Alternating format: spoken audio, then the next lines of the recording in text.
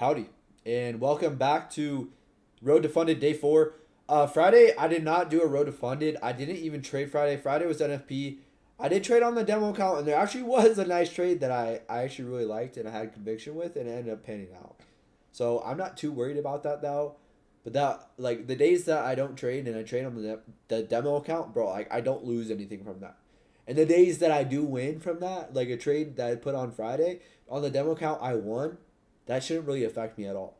I don't really care. That's just deepening my conviction. Like any trade that I take that I could miss out on is just deepening my conviction. Because then that's when I go back and I journal over I could have done better, what I could have done in the future. But today I took one loss today, and it honestly is not something I'm very proud of. But we're gonna go in the trade that I took, and I don't think that I should have taken this trade, and we'll go over why. So in the morning we had a seek and destroy, Asia high and low taken in London, and then London high and low we're expecting to get taken in New York. So once this gets completed, what can we expect? We can expect slower, choppier action. And look at this on the 15-minute chart here. This is when I took my trade, and the reason why I feel like I kind of tried to take this trade is it didn't look bad. It didn't look bad. Like I don't think it was a bad trade.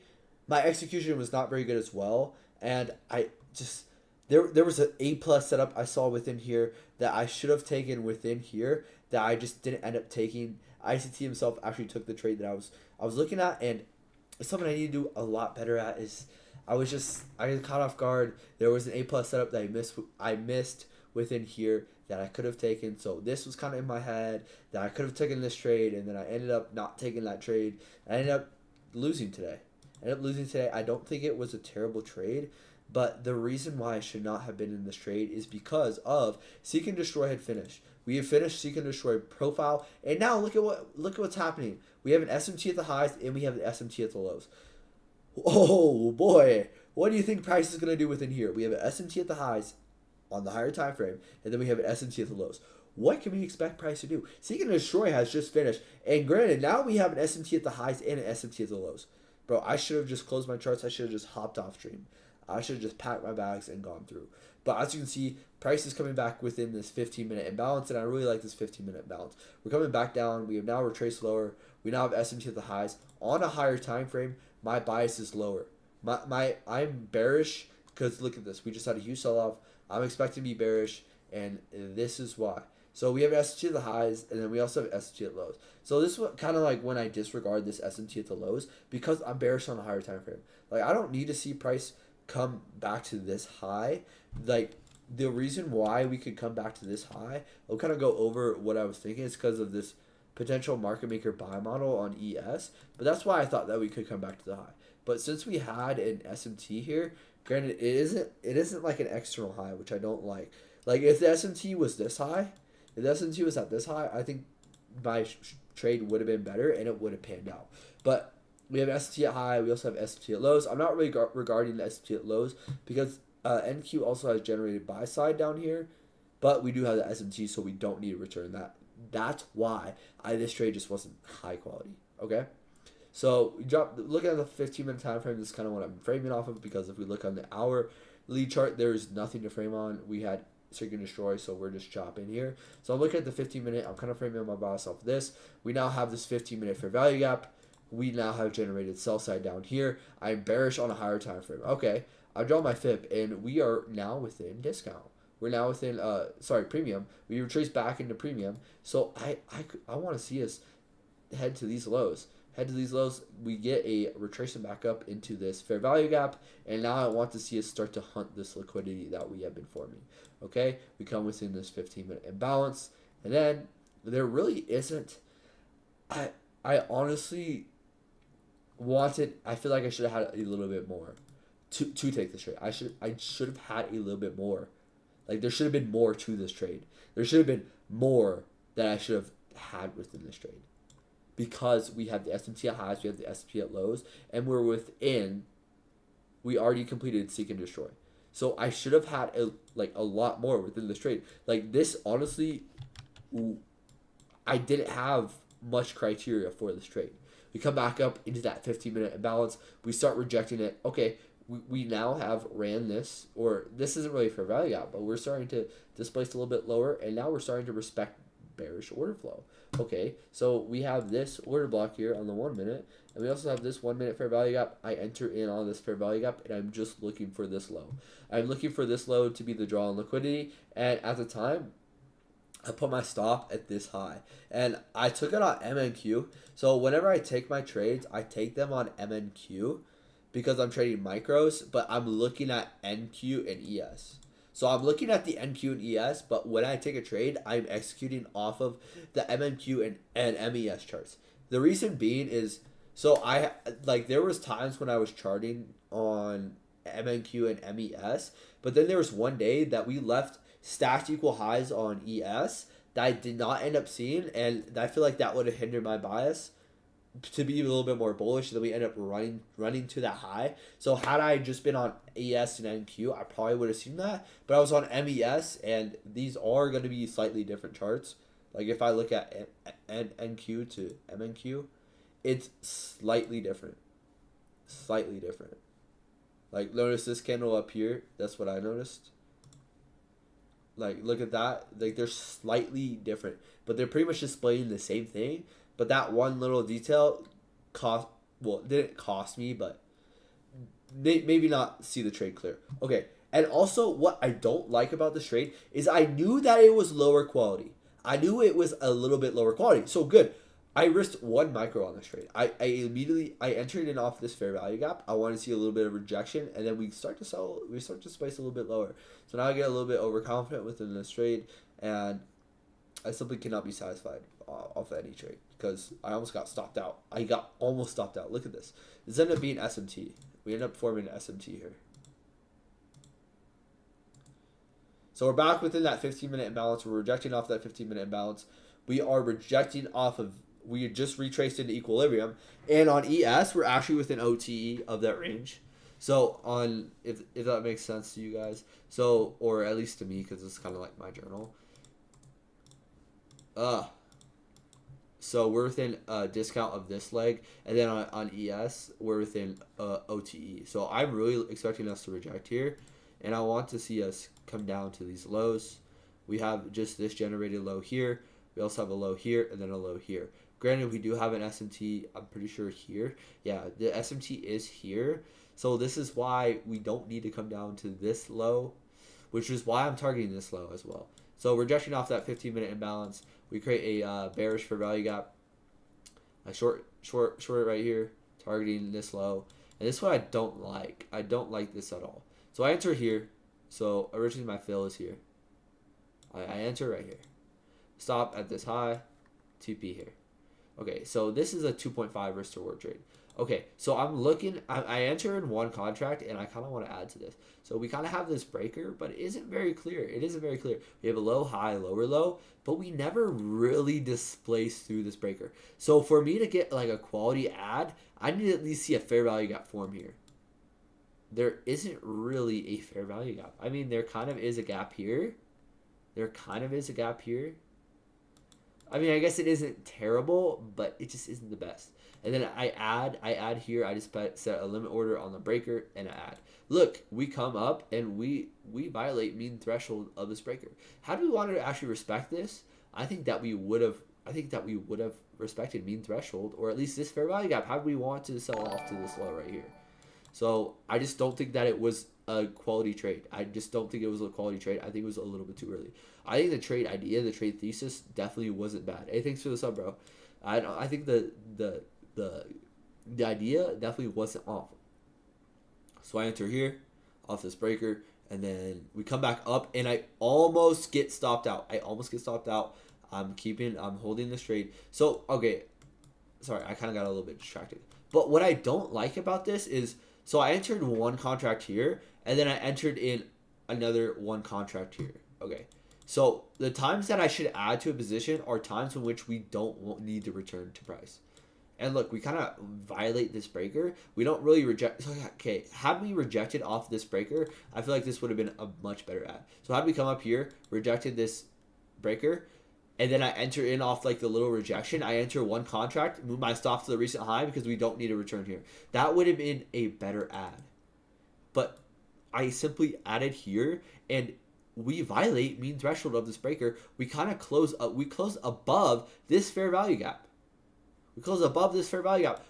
We are not respecting this. We are not respecting this. We're closing above it on the 1 minute. And had I like waited and seen a rejection, I could have just stayed within this contract. But I got so overly biased because we had one breaker and we are rejecting off of this fair value gap. So I enter, which I should not have. Okay. So hypothetically, let's say I just entered here. Let's just say I enter here, put my stop here, here. Okay. This is a good trade. I like this trade. One contract, kind of light size because I know it's not the best setup. Okay, one contract here. Okay, then once we come up, form this SMT. Once I see a little bit more, okay, what does this now become? This is a breaker here, and then this is this fair value gap. This becomes a much better add. This becomes a much better add here. I'd feel a lot more confident adding here than I would here. But this trade doesn't end up working out because he can destroy finish. And right here is kind of when I go wrong as well. While I'm in my trade, this happened to me a trade back. This happened to me a trade back. But I entered a trade and I didn't notice an SMT against my trade. So if I'm trading on time frames such as the 1 minute. Wait, where is this trade? Okay. Yeah, it's right. It's right here. So I need to be looking at areas in which we could mess up my trade. So I still think this trade idea is valid, even though we almost come up, we take this high, we do form an SMT here. Form an SMT here. We don't take this high, I get spared. I almost get stopped out almost to the tick. And then end up displacing lower. Once I see this breaker fair value gap, I get a little bit confident, but I still need to be focusing. So the low on ES is right here. It looks better on NQ. Okay, had I just targeted this low, which is the more prominent low on ES, this could have been a nice little low-hanging fruit trade. I don't see any problem with this. Let's see the risk to reward. Where's no, that's actually sell side liquidity. So had I just entered here, targeting this low,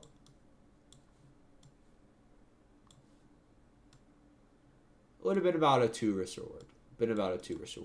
So I think that this targeting this would have been a lot, or not a lot better, but would have been a little bit better because on ES, this is really the prominent low. This is really the more prominent low. And like this isn't even really a prominent low. What also is this? Is this discount? Okay, this would have been the target. This is what I should have targeted. I should have targeted this low. If I'm taking this trade, like I still don't think it's like that bad of a trade. But I think again, what I'm targeting the wrong thing. I mean, it's all kind of hindsight. But here, I could have just targeted a discount as well. I could have just targeted discount or equilibrium. This could have been a better trade. Just enter it in here, stop here, targeting equilibrium. But I was looking for this low. I wanted this low to be met, but this isn't even a prominent low. This is kind of just a low that's here. So on ES, we have this low here. It's this low on NQ. We end up forming an SMT. This is the reason why we bounced, in my opinion. I think that normally this trade would have panned out if we didn't have this SMT here. So while I'm in a trade, I need to be more cautious and I need to be more aware on things that can backfire on me, on PD arrays that could disrespect me. Okay, we have this SMT. Like I expect to see a sell to this low, but the fact that we have this SMT here, this could be the thing that's stopping us. And as you can see, we end up running here, and I trail my stop, and so there was one trade where I trailed my stop, and I ended up getting stopped out, and then the trade ended up running in my direction. And I honestly don't think that me moving my stop there was necessarily bad, but from that one experience, I've been a little bit more cautious of moving my stop. But okay, so throughout this trade, we come down here. We displace lower. Here, we get to a point. I'm like 2 points off from my stop loss. Like I'm very, very close to, my TP. I'm very close to this TP. Let's do this. This is like 2 ticks or 2 points. 2 points away from my TP. 2 points. Okay? when it comes to here, I feel like it wouldn't have been a bad decision to just move my stop to break even. Because my fill is now slightly a little bit worse. So my fill is kind of like right here. Granted, like the halfway point between these two, because I'm adding one and then adding one. So my fill now becomes here. My stop is still up here. I'm now trailing it. I trailed it to this high. I feel like I should have just. So we have. This is what I'm saying. Okay. So we have a short-term high here. A short-term high here. And now we have another short-term high here. And now we have another short-term high here. So this now becomes your intermediate term high, I'm pretty sure. And this is the high that's also rebalancing the fair value gap. I should have had my stop here. I should have had my stop here. I could have just had it here. And then move my stop to right here. I would have got stopped out in maybe profit or around break even. But I am not opposed to moving my stop.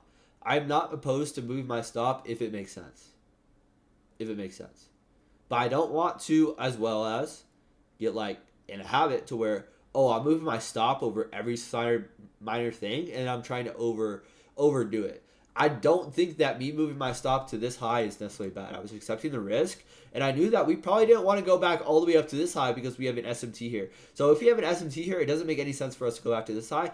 I do like how I put my stop at here. I think that was good risk management, so I was able to risk a little bit less. I was able to de-risk. So we now have this SMT. I don't see this SMT at the time, and then I end up getting stopped out. I took a loss on this trade. I'll pull up Top Step so you guys can see. I am playing this funded account very, very slowly. Very slowly. Very slowly. So I literally don't I don't mind. Like, I lost $30 on the Top Step combine. That's not gonna break my career, bro. Like, that's simply not. I lost $30. I risked very minimum. It wasn't that bad. So I lost $30. As you guys can see on this combine, I lost $30. And I will say, when there is an A plus setup, I want to be taking 4 macros. A plus setup, 4 macros. Non A plus, 2 macros, because I'm able to risk a little bit more on the combine, and as well as I did have my funded futures. They reached out to me, and I'm able to. They're gonna give me a funded account as well for me to test out their platform, which I also will have a free funded account there. So I honestly might be switching to my funded futures, and I might be partnering with them, but I don't want to bring in too much, because the only reason I would do that is I would recommend Top Step personally, but the only reason why I would do that is because I would be able to give away fundeds to you guys, which I think is the greatest thing. If I'm able to give away fundeds to you guys, they've already said that I would be able to give away fundeds like every month, if I give them like results or something. Boy, been active the whole day, yes sir, active every day. Chart review is a little soon, but that's the trade I took today. I got stopped for a smaller loss. I don't think that it was the worst trade. This is too early. It's not too early, and I like the stop placement. Okay, my whole focus like 2 weeks ago was stop placement. This was a good place to put my stop, and I like almost got stopped out. End up reversing. I didn't really move much. I really think that this trade should have played out had we not had an SMT here. This SMT kind of was the main reason why I don't think that we held. I think that I should start taking some partials maybe, but I don't mind today. Today wasn't a bad day. Mistakes that I made, I traded an okay setup after missing out on an A plus setup. I'm going to go over the A plus setup more in the chart review, but I missed out on an A plus setup because I was not really paying attention too well. Like, I was looking at the overarching bias, and then I get caught up, and then I missed that entry. But I don't care to miss an A plus setup. And like, I'm not gonna lie, I'm not even gonna lie to y'all. Part of me was like, oh, I like subconsciously in my mind, I was worrying too much about what other people thought. Like, I post all my trades on Instagram, and like, there's sometimes where I check the comments, and that's like subconsciously. I know consciously I'm not thinking about that, but subconsciously I let that get to me, and I was like, I need to take a trade today. I need to take a win because a lot of my comments are like, this guy never wins, or this guy never trades, or this guy like, bro, that should not even be like in my subconscious mind, and therefore I ended up subconsciously making a mistake. And then I didn't notice the SMT against the trade. During the trade, I made that mistake. There was a trade that I put on. I'm going to pull it up in the journal. I also did change my chart colors, which I really like that I changed. Honestly, this black and white is a little bit gothic, a little bit too gothic. Okay, here we had an SMT with these highs, and that's probably why I got stopped out here. Like, I don't think this was a terrible trade, but we had an SMT at these highs. I didn't notice it. So while I'm in my trade, I need to be looking at and paying attention of the SMTs, internal SMTs going against my bias, because those are what can really mess me up. What to work on, staying focused during the whole session. Today, bro, I'm not gonna lie, I was locked in for like a majority of the session. But that one little minute, I wasn't locked in. I wasn't paying attention to the little finite details, is when I missed my setup. So I'm gonna start being a little more locked in. Like, if you guys join my live trading sessions, the live trading sessions have been bangers. They have been very good, and I've been enjoying the live trading sessions so much, y'all. Like, I love doing this. I love doing it. And the live trading sessions have been amazing. I appreciate you guys for all the support. Like, we hit 2K today. We hit 2K subscribers today. I'm forever thankful. I'm forever blessed. But also, none of this happens if I don't take that uncomfortable risk, like, of getting on here and doing this in the first place. I'm so glad I started, y'all. I'm so glad I started. Like, there's no stopping within me. There's no quitting within me. I am not going to be happy. I'm not going to be... I'm not going to really celebrate until I hit 100K. That's what I really want. I want that 100K. I want that 100K. I want it so bad.